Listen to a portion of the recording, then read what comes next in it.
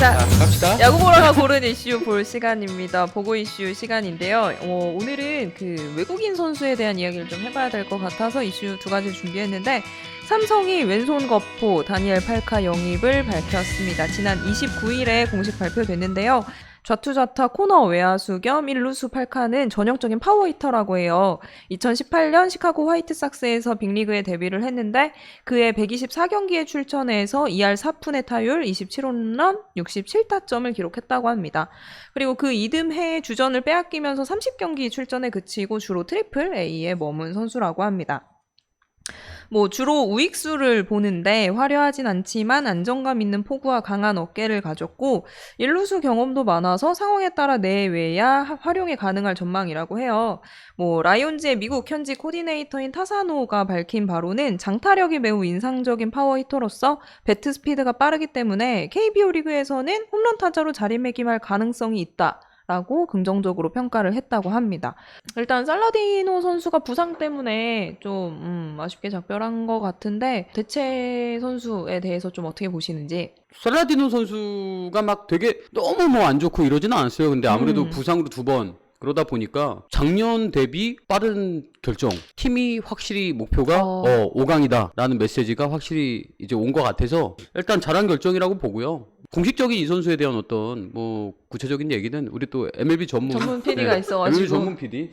네, 어떤가요? 솔직히 그냥 말할게요. 한마디로 얘기하면 이럴 거면 러프 왜 보냈나. 제가 보는 거는 러프 합의. 러프가 더 나아요. 정말. 지금 삼성에 필요한 것도 파워히터의 1루수였고 1루수 혹은 코노메아를 볼 수 있는 선수인데 좌타에 굉장히 파워만큼은 인정받은 선수인데 이 선수의 고질적인 불안은 타율. 팔카 선수의 스타일은 정확도보다는 파워에 초점이 맞춰져 있고 결국 정확도가 부족하다. 주루 수비가 떨어지지만 파워가 좋다. 사실 지명타자가 더욱더 어울린다. 하지만 코너웨아, 특히 웨아를 본다면 좌익수 팔카 쓰고 우익수 구자욱 쓰면서 삼성이 한번 마지막 반등을 노려볼만 하지 않나 이렇게 생각 듭니다.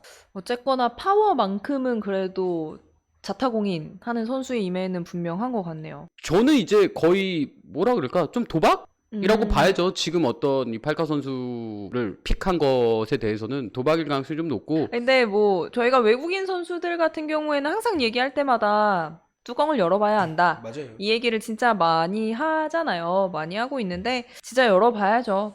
저는 이제 조금 걱정되는 거가 하나가 있어요. 삼성에 대한 걱정인 건데 팔카 선수도 마찬가지로 비자 때문에 아직 들어오지 못했잖아요. 결국 작년에 라이블리 선수가 들어왔던 시점과 비슷한 시점? 아, 그러네. 시즌 끝나기 2달 남기고 이제 들어오는 거라 그러네. 사실 그 시점까지 삼성이 많이 싸워줘야 되거든요. 이제 지난주부터 잠깐 하락세를 삼성이 다시 타기 시작하면서 만약에 지금 삼성이 8위잖아요. 8위에서 고정이 돼버리면 팔카 선수가 오는 그 드라마틱한 5강 경쟁을 위한 신호탄이 조금 늦게 터지지는 않을까.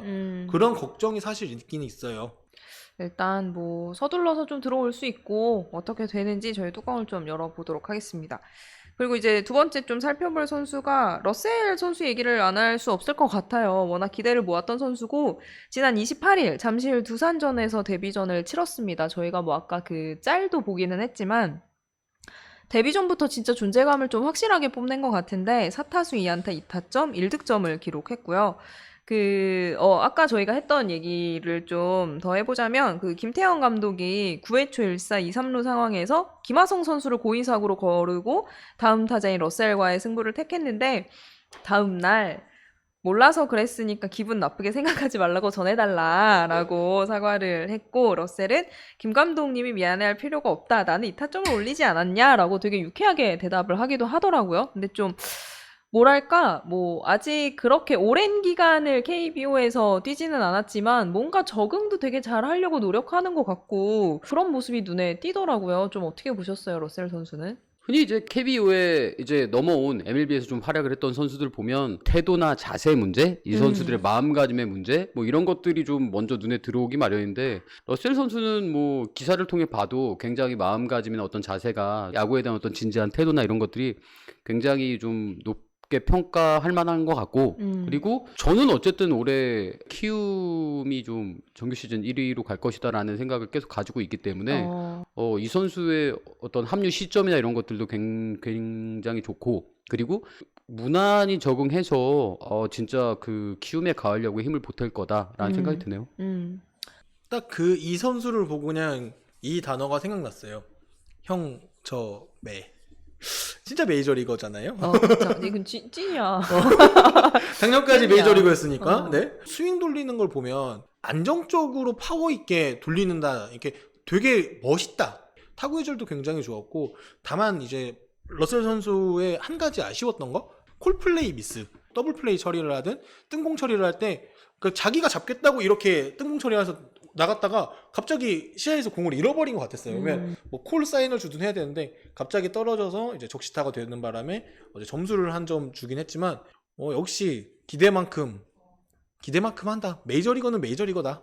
그 생각이 들더라고요. 러셀 보면서. 지금 이제 키움은 저는 이제 우승으로 가기 위한 KBO를 제패하기 위한 어떤 팀으로 딱 짜여져서 가는 상황이다라는 생각이 들고 지금 뭐 이정우, 김하성, 뭐 러셀, 박병호 메이저 가야죠. 진짜 무서워.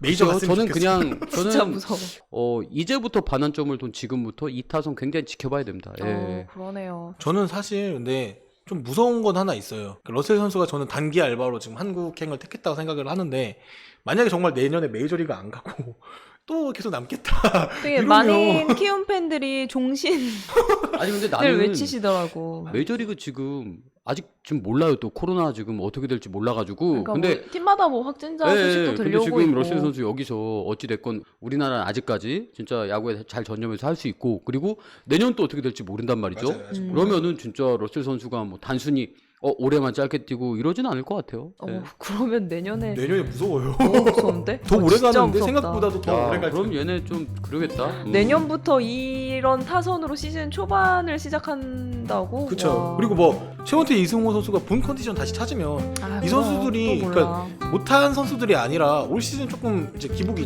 있지만 있는 거니까. 이 선수들이 본연의 컨디션 찾으면 키움 상대하기 너무 싫어요.